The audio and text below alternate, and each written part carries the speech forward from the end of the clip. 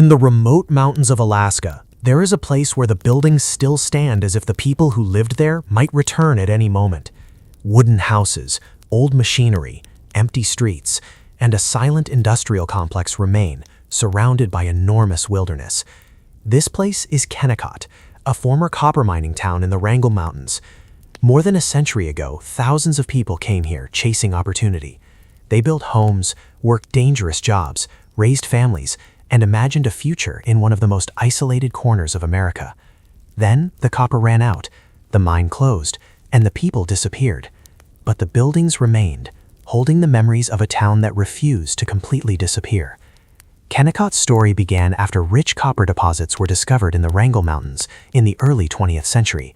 The area was extraordinarily remote, but the copper was valuable enough to justify an enormous effort to reach it.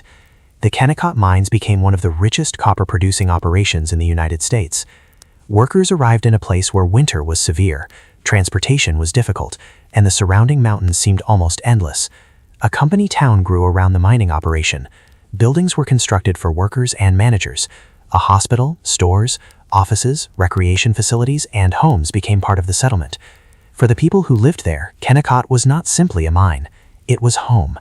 Every morning, workers walked toward the enormous mining structures. Some entered dangerous underground workings, while others operated machinery, transported materials, prepared food, repaired equipment, or kept the community functioning. At night, families returned to their homes. Children grew up surrounded by mountains. People celebrated birthdays, worried about money, made friendships, fell in love, and dreamed about what their lives might become. But the entire community depended on one thing: the copper. When copper production became less profitable and the ore deposits were exhausted, the future of Kennecott changed dramatically. In 1938, mining operations ended. The transformation was sudden. A place that had once been filled with workers became quiet. People packed their belongings and left. Some moved to other mining communities. Others returned to cities and towns farther south. Jobs disappeared, and the reason for the settlement's existence disappeared with them. But they could not take the entire town with them. Buildings remained, machines remained, roads remained, empty rooms remained, and inside those rooms were reminders of ordinary lives. A chair where someone once sat, a window through which someone once watched the snow, a building where workers once gathered after exhausting days underground. For decades, Kennecott stood largely abandoned in the wilderness. Nature slowly surrounded the remains. Snow covered the ground. Wind moved through broken structures. The silence became almost complete. Yet the strange thing about abandoned places is that silence often makes the past feel louder. Standing inside an empty building, it is easy to imagine the voices that once filled the room. You can imagine a worker coming home exhausted, a family waiting for someone who had gone to work, a child running through the settlement, someone looking toward the mountains and wondering whether the life they had built would last. They probably never imagined that one day strangers would walk through their abandoned homes and wonder, and they were. That is what makes Kennecott so haunting. The people are gone, but evidence of their lives remains.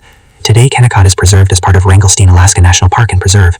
Its historic buildings and industrial structures offer visitors a rare glimpse into Alaska's mining past.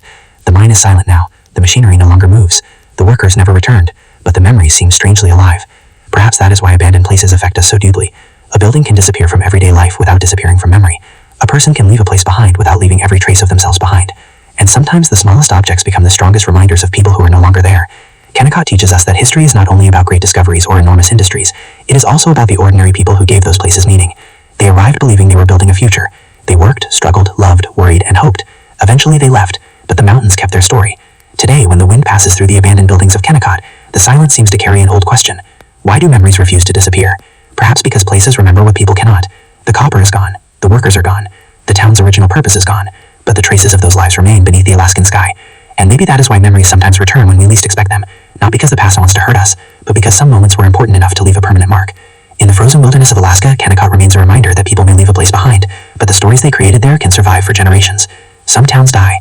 Some buildings collapse. Some names disappear. But memories have a strange way of surviving. They wait quietly, and then years later, they return.